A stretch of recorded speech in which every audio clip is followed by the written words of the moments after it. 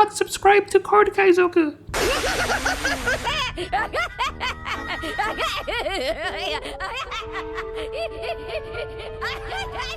Card Kaizoku. In this video, we're going to be taking a look at OP14 stats. Yes, everyone has been telling me that, OP13 stagnant. Nobody needs a meta update every week of the same 4 leaders, right? So we're going to look ahead. We're going to take a look now that we have a full week's worth of data. The first time we looked at things, it was only like 2 days worth of data. So the stats are going to be more solidified. Decklists are going to be more thought out. So if that is something you're interested in, stay tuned. But first, a word from our sponsors. This video is sponsored by TCGX. Check out the brand new TCGX app. It lets you run your own local card shop. List your trade binder and instantly share it with friends nearby so they can buy and trade directly with you. Check out tcgx.gg to get started. This video is brought to you by Adakai TCG. Shop the latest in premium holographic textured custom one-piece cards. Designed for collectors, crafted to stand out. Use code CARDKAIZOKU for 15% off your next order. This video is sponsored by gumgum.gg. See the most up-to-date Eastern and Western decklists on gumgum.gg, updated daily. Be the first to see decklists for new leaders as they emerge. With over 1,000 decklists per set, gumgum.gg has all the top strategies as soon as they drop. This video is sponsored by Card Market, Europe's largest online marketplace for trading card games. So yeah, as we mentioned, everyone's tired of OP13. I'm kind of tired of it too, so let's just do some OP14 content in the meantime to spice things up. And yeah, we have actual big amounts of data now. There's 64,000 games of Mihawk played in the last week, so that's gonna have more representative data, I would say. Compared to the last time we looked at things, it was like a day or two after it got released on the sim. So it was really preliminary testing. I would even argue to say it's still very preliminary right now, right? It's only been a week.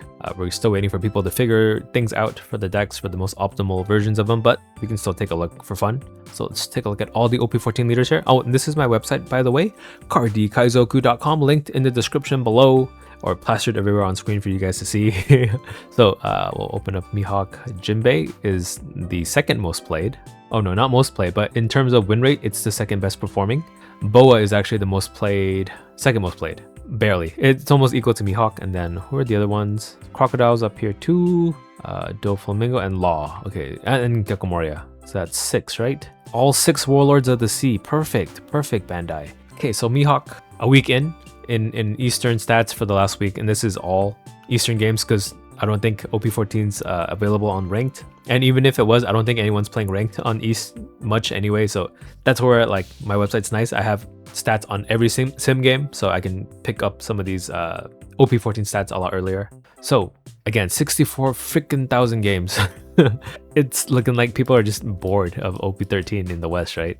But yeah, 56 going first, 49 going second, overall win rate of 53. In the mirror, you want to go first. This is one of the first decks in a while that does better going first. We haven't seen something like this since like Purple Luffy, I would want to say. Could be wrong. I just didn't really pay attention to decks that like to go first or second until really recently. And then into Boa, you have a 50% win rate, but you are favored going first. Purple Doflamingo, it's 50% there too, but you're favored going first.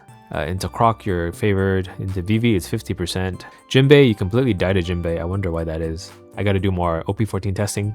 Right, I've only been playing Law and Boa so far, but Mihawk, I should find out why it's weak into Jinbe here. Against the Old Guard, you 50-50 into Ace, 51, that's not bad. And then into Emu, you beat Emu, yeah. The can't rest mechanics in Mihawk completely shut down a lot of Emu's mechanics. Of course, you're good into Gecko Moria, Law, good into Roger, and Green Zoro too. Yeah, that's just because your leader's a 6k base against them. I still think that's kind of dumb. Like, why does it just outright counter one type of leader? But that's how they want to make their game.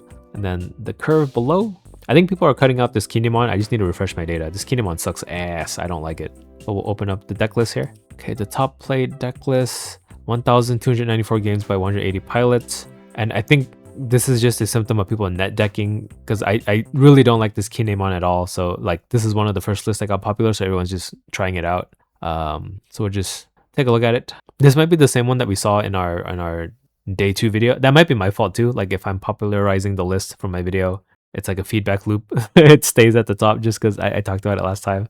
So we'll look at another deck list just to even things out. We saw this one too, right, with the Nami. So we'll look at the third one here. 95 games played by one person, 77% win rate, just to keep things square, you know? Okay, so this was that one that we saw that was popular last time. Just gonna revisit it again real quick. Again, I don't like this Kinemon. Now, I played a few games of Mihawk.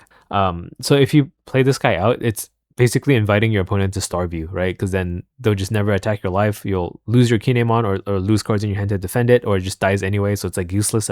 I really don't like it. The fact that it doesn't restand itself like the film Zoro is like the biggest reason why, right? This Zoro, even if you don't get the Dawn back with the on play, the fact that he can restand himself and save himself makes him infinitely better than this stupid ass key name on card. I don't know if you guys can tell, but I really hate this card. But yeah, everything else in the deck is pretty standard. I don't know if you need 4 Mihawks. I see some people run it as a 2 of or 3 of, but definitely Law and Beppo helps in this current meta. 3 Deadman's Game makes sense too, just because you have so much active Dawn with the Coffin Boat that you might even want to run some other counter events. I know there's like the 3 billion, whatever, what is it called? 3 bill, right? Tracule calls them, something like that. This one here, right? Counters for 4k for 1 Dawn. That's pretty good. And yeah, Shanks, Mihawk, Law and Beppo is like your solid late game. I would venture to even consider maybe 10 cost Doflamingo might be good for the deck, but for now, it looks like everyone's just trying these out. It's very control heavy, right? This locks one thing out, this locks one thing out. This can keep things powered down to attack back into you. It's just this freaking Kinemon, man. Let's check out the other deck list. So this one is more slash focus, it looks like. Yeah, runs the Zoro. Exactly. This guy gets it. And then Helmepo 2k counter. Okay, I don't know if this guy gets it. Just kidding. It doesn't really matter if you run this or not. It's just a flex 2k counter option. And then only 3 of the Prona. Actually, Prona is like your emu killer, so I don't know if you want to run it as a 3 of only. Yeah, it's not searchable in the deck because you're only running the slash Prona searcher, but I think it's too good not to run.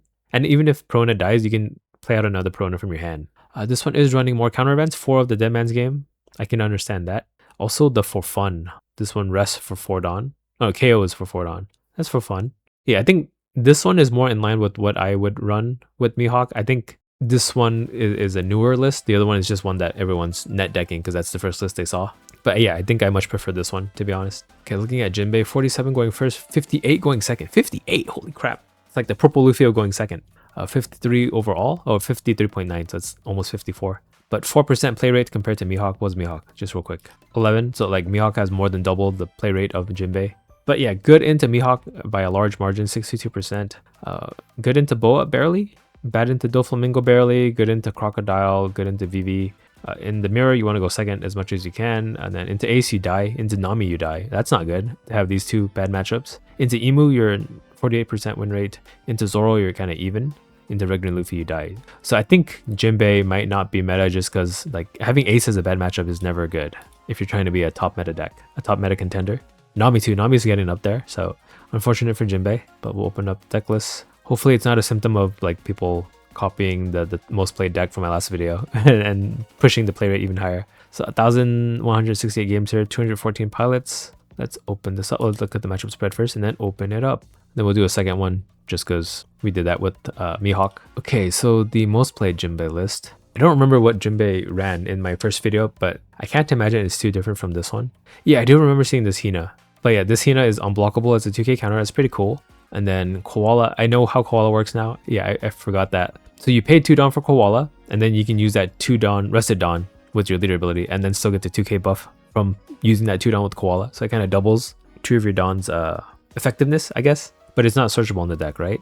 Oh no, it is, because Arlong can search for any type of card.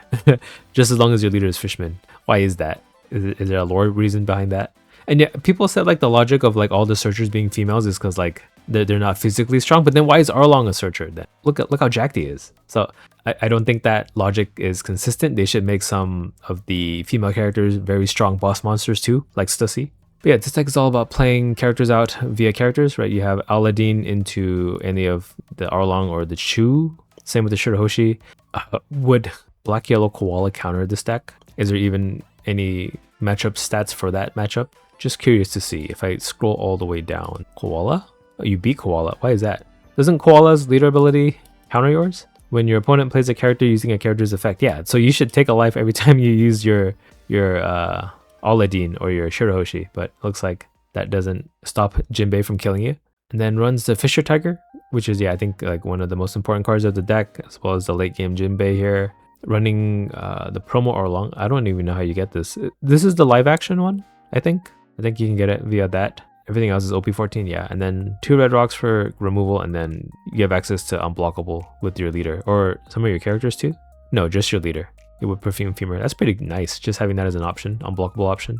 Take a look at We'll take a look at the other Jinbe list here. So what's different in this one? Oh, it runs Newgate as a top end, and then Law to bounce stuff back, and Marco. So this one's not as aggro. This is more kind of mid-range, I would say. A lot of the same core concepts, right? But only 2 Aladdin instead of 4. And then you're just fitting in more like control and blockers to draw cards. I mean, yeah, drawing cards in this deck is not bad because you can use them to buff your characters. Can I see prices? Most of the cards are OP14, right? Yeah, so no point in seeing prices when you can only get like 10% of the deck. Okay, looking at Boa, 51 going first, 51 going second. That's pretty consistent, 51 overall.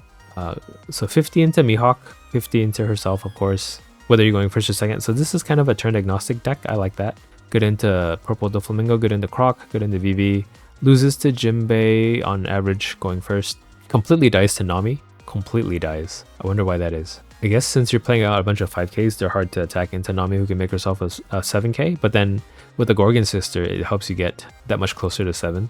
Oh, I guess Nami can make you take life without triggering. So that's why it counters you in that regard. Right? Because a lot of the EB03 Nami cards just make you outright put a life back into your hand without making it trigger. But you're slightly favored into Ace, you're favored into Emu. You can swarm him pretty easily. You can't deal with a lot of the aggression early on. But weak into Roger and then Red Green Luffy, that makes complete sense to me. And then not too bad into Zoro either. Open up the deck list. So this one's 626 games by 106 different people, matchup spread. And then we'll take a look at this one, 3 people, 100 games. So Boa. This one is not running the Marigold combo, right? This one here that cheats out another Boa. What does it run instead? It runs the Trigger Boa, which you can run the Snake instead from OP14 in case you guys don't want to buy Starter Deck 3 and you don't already have it. You don't need to buy it. Right, what's his name? Salome? Does the same thing. It's coming in OP14, so save your money. Runs Lilith as a searcher. Boa. This Boa blocker, yeah, great for the deck because it gives you Dawn for your leader ability, and then if this Boa dies, they take a life to hand. And it's a blocker too. What else? Rindo, and then 5-cost Boa instead of the 6-cost Boa in the mid game. Just because, yeah, this one has trigger, so you can search it with Lilith. Oh, this isn't running the Gloriosa searcher. It's only running the Lilith searcher. But Kuma for mid-game heal. Gorgon Sister is one of the best triggers to get out. So, oh, it's not running Hiyori. So the only way to guarantee this Gorgon Sisters in your life is with the Gloriosa here. It is only running 8 2K counters. So I guess if you wanted to run 12, you can run Hiyori for like 8 of these effects to guarantee getting Gorgon Sisters as a trigger. Because yeah, paying 6 is kind of steep for this effect, but if you get it out for free, it's very efficient. Then Boa for late game, and then I do like this event, right? It just outright stops an attack, and then Perfume Femur to go for game, unblockable. What's the other Boa list looking like? Yeah, just running the Salome instead of the Boa. Runs Rayleigh. If your leader is multicolored and your opponent has 3 or less life cards, KO up to one of your opponent's characters with 7,000 base power or less. Hey, that's pretty good. And it has trigger too. It just pops as 7k on trigger. That's pretty good. So they're running this in place of the 5-cost Boa from the other list, looks like. Other than that, it looks identical. Okay. It looks like the list for Boa is starting to solidify into something like this. No Marigold? Is there a Marigold list up here? Oh, there's one more. 56 pilots, 374 games. Let's open it up. I'm just curious. Okay, so if you are running Marigold, then the 6-cost Boa makes more sense because you can cheat it out. It is also running Hiyori to manipulate some of the triggers, and then 3 of the Perfume Femurs. I guess this is more of an aggressive deck because you're able to play out like 2 characters. And then like Marigold with the Gorgon Sister gets to attack for free because you can put Arrested Dawn onto her anyway. Okay, looking at Crocodile. Crocodile going first 46, going second 51. 31,000 games, that's not a low sample size at all. So lose to Mihawk, lose to Boa, good into Doflamingo. You're like exactly 50-50 into yourself. I would imagine the person going second would have the advantage, right? Because the Crocodile is 8 cost, but that's not the case here. Lose to Vivi going first, but win going second. Lose to Jinbe, lose to Nami and Ace. Lose very high to Ace, lose very high to Emu, lose to Zoro. This is a dead deck on arrival just because of these 3 bad matchups, unfortunately. But let's open her up. 75 games, 88% win rate by 2 people. Played a lot into Boa here. Let's open this one up, and then this one's 257 games by 31 people, 56% win rate, a lot of Boa testing and Mihawk testing. So this one is probably going to be a lot more relevant, but let's look at both of them. So Crocodile running Shirahoshi 2K. Ooh, running the Luffy secret rare from OP10. What's that for? Just to milk cards out of hand? Okay, interesting. Can you play this off of any other card? No, this is just something you play out hard casted. I don't understand. But the rest of the deck seems like a standard Crocodile deck. They just made room for 4 of these Luffys, right? So this Crocodile can stun 2 things a turn, right? On play you stun, and then when you pop it with your leader ability, on KO, you can play it out again and stun a second thing. And then this Miss All Sunday also helps you get rid of your opponent's mid-game bodies, because you can play like 3 characters out with it. Right, Miss All Sunday into Mr. 2, and then into a VV, or Miss Wednesday. And then you'll pop the Mr. 2 with your leader ability, give something minus 10 cost. And then you can give it minus 2k power with this VV. And then after you pop the Mr. 2, you'll play out Daz Bonez, which can come out and rest something for you to attack, which you just debuff for 2k and give minus 10 cost to, and then he can attack right away into it. Very nice combo. Then the other Crocodile list, this one's more standard because I don't see the Luffy. It's the same cards, but higher ratios of some of the lower end cards, it looks like, because they didn't have to fit in that Luffy. So yeah, same thing. Same old, same old. Let's take a look at Purple Doflamingo. 48.9 going first, 45 going second. Yeah, a lot of people were saying that the deck list from the day 2 video was kind of weird. So hopefully people have popularized a more consistent deck list for this guy. But looking at the matchups, good into Mihawk actually. Bad into Boa. Good into yourself going first. Bad into Crocodile, VV. Bad into Ace. Bad into Emu. Even though you have the card that kind of counters Emu's late game with the 10 cost Doflamingo. Kind of almost even into Zoro. That's actually pretty good. So might have some legs if they can fix the Ace matchup. They can figure out what tech they need to make this not as bad. Because you go nearly even into Zoro and Emu, right? So that's good to have. Did I just say that twice? Whatever. Editor don't do anything. It's Thanksgiving. You can take the day off. So view deck list. 987 games by 230 pilots. This one seems pretty figured out. And this one's 46 games by 1 guy. Let's look at both. Alright. So it's running mid-game ramp in the form of this treble. Whenever you return Dawn, you get it back. And then when this Monet dies, you get 2 Dawn. It's not running the Pika, which gives you a Dawn every turn, so I guess you don't need that. And then you're relying on this guy. It's kind of like Purple Luffy in that you're playing 2 characters out, right? Luffy Taro. So this has a lot of targets now, actually, much more than before. You have access to Treble, Virgo, 2k counter Monet, this Monet, the Rosinante, or even like Baby 5 you can play out via this Doflamingo here. And then this Doflamingo is very versatile. You can either pop an 8 cost or you can stun 3 7-drops. Or they cannot be rested. There should be a different word for that, not stun. I guess I'll just say cannot rest. But that means they cannot block either, or pay for their abilities that require them to rest themselves. And then despite running Rosinante, you're only running 8 events, and it's the Searcher event and then the Stall event. So slow beam, right? You can just outright rest a character. And then what else? So you have Sugar as a Searcher, you have Dellinger as a Searcher that has to die to search. And then this Sugar plays out as 5-drop from your hand and ramps. This Baby 5 is annoying too because it heals you when she dies. Oh yeah, people pointed out that those are bombs strapped to her leg. I thought that was her ass cheek. No, I didn't. You can still see like behind the text, her ass cheek is there. So I did not mistake it. I was like, did I mistake it? No, I clearly did not. You can still see quite a lot. Editor cut this part out. It doesn't need to be in the video. You're working on Thanksgiving, sorry. But yeah, that's this Doflamingo build. Let's take a look at the other one. Wait, did I?